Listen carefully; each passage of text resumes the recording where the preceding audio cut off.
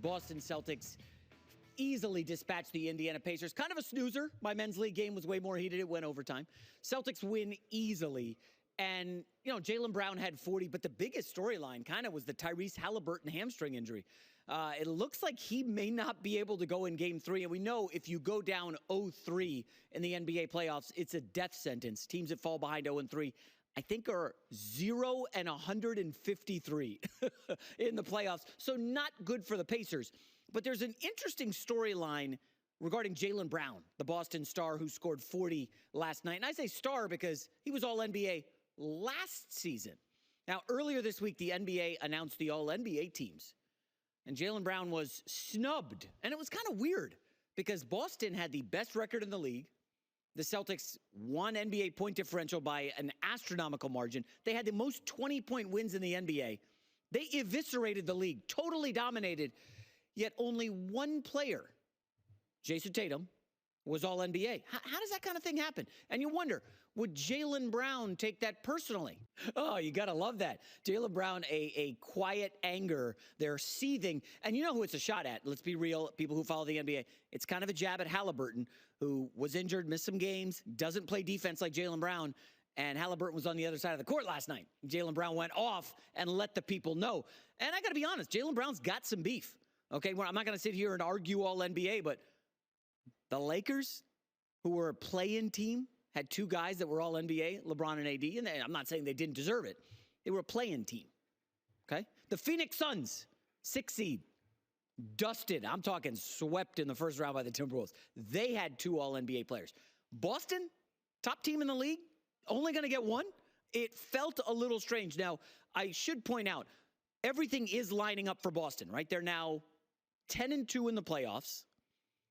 In the opening round, Jimmy Butler did not play due to an injury. Second round, Donovan Mitchell misses a couple games due to injury.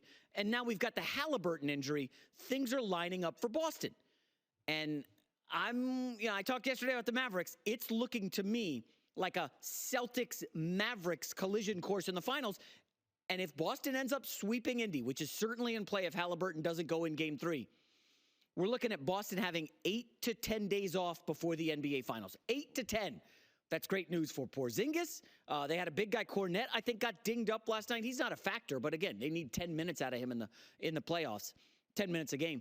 Everything lines up for Boston. There are no excuses. I know Colin is off Boston being a potential dynasty.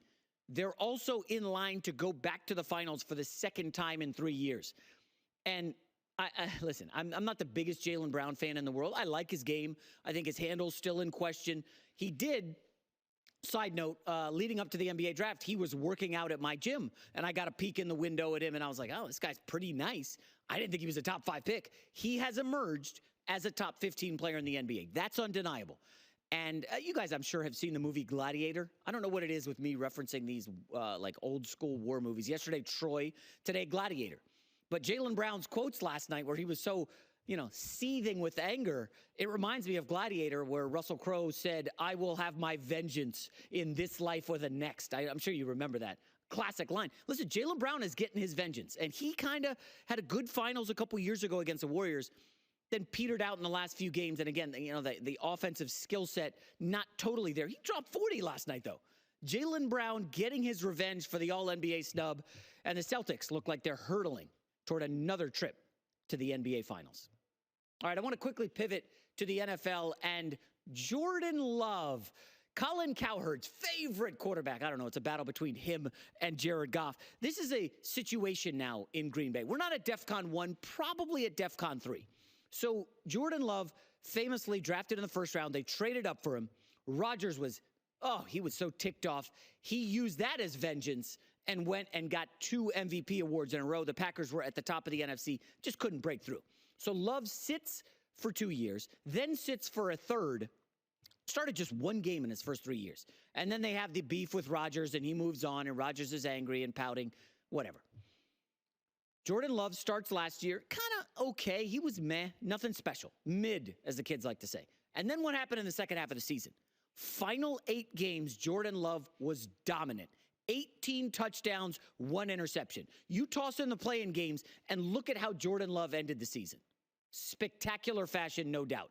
Emerging as maybe a top 10 quarterback in the league. I think it's in play. I don't know that he's there yet, but it's only half a season and a couple playoff games to build on.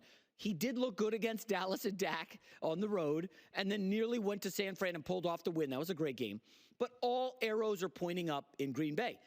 Jordan Love basically has the vibes through the roof in Green Bay. However, there's always a however. His contract situation is a little tricky. So they decided, we're going to renegotiate you last year, and Jordan Love only basically had a 1-year guarantee. So now he blows up last season, and he's essentially saying, show me the money.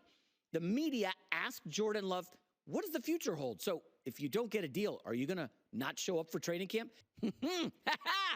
Gosh, I love a good quarterback controversy. Now, listen, this may be a non-controversy. This may be done in a couple weeks. But I've talked about compound interest before on this show. People love when I get all financial. The best things in life come from compound interest. Learning, finances, obviously, relationships, trust. Nobody knows this better than the Green Bay Packers. You had Brett Favre for 15 years at your starting quarterback. Then you transition to Aaron Rodgers, who gave you 14 years. Folks, that's almost 3 decades with only 2 quarterbacks. Do you know, and I referenced the Jets are my team earlier, you know the Jets would just kill for one guy to last 15 years? That's it. Give me one quarterback that I can invest in and build that compound interest so I'm not shuttling around looking for a quarterback every few years, because it ain't fun. It's not. I remember a guy the Jets had in the 80s, Ken O'Brien. I was like, oh, he's the guy. He's the man. Like, okay, he had a ceiling. Didn't last 10 years with the Jets. Wasn't a starter for 15. Didn't bring us to a Super Bowl. Yeah, I can say us. Look at the Miami Dolphins. They're the quintessential example. Dan Marino, superstar, goes to the Super Bowl in year 2. You think you got him. He sticks around forever. You don't get back. Have you seen the carousel of quarterbacks in Miami since Dan Marino retired? They're still searching. They don't even know if Tua's the guy. Once you find the one, you lock that in. Whether it's relationships, I said learning, investing, compound interest wins. And the Green Bay Packers can make this very easy. They can look at Jordan Love and say, you're our next guy for 15 years. We believe in you. That second half of the season, we love it. There's a reason we traded up to grab you, Jordan, because you're our guy. Now, you're not going to get $55 million a year. Sorry, you're not Burrow. At this stage, we haven't seen it. And he says, well, Jared Goff got $53 million. I know he's got a better body of work than me, but I don't know. I was okay against him head to head, and I don't think they're much better than us. You look at our team, we got young head coach, we got young skill position players. The Packers are really set up as one of the better young rosters in the league. Compound interest. Keep me. Pay me. And then it becomes, well, what do you pay the guy? And, you could argue Packers are going to hold firm. He's getting paid this season. We don't need to pay him. Sure, you can be jerks about it and do that and really tick off your franchise quarterback who you want sticking around for the next 10 years. Or you can make it easy and show the man his money. I'm not saying you got to pay him $53 million like Jared Goff.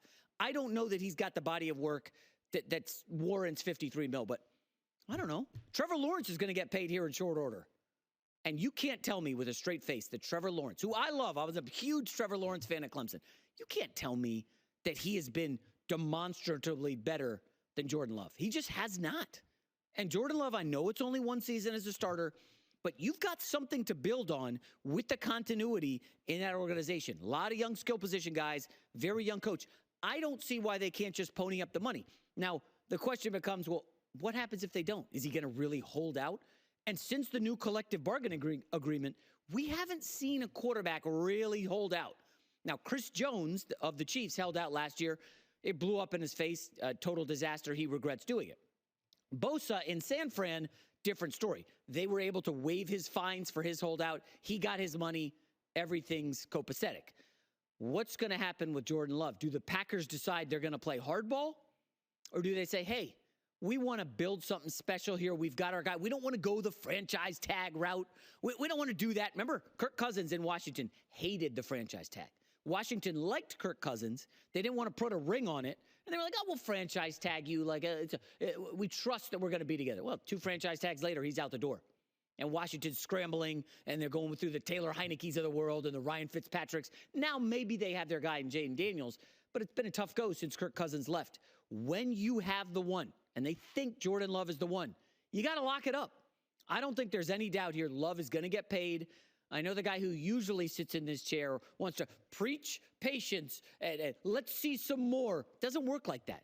Jordan Love doesn't have all the power, but he's got some power. And I believe the Packers will get this done this offseason before training camp. And things will look good. Arrow pointing up for the Green Bay Packers. Hi, everybody. It's me, Uncle Colin. Subscribe here to get the latest from the herd, including exclusive behind-the-scenes videos and more, wherever you may be, however you may be watching. Thanks again for making us part of your day.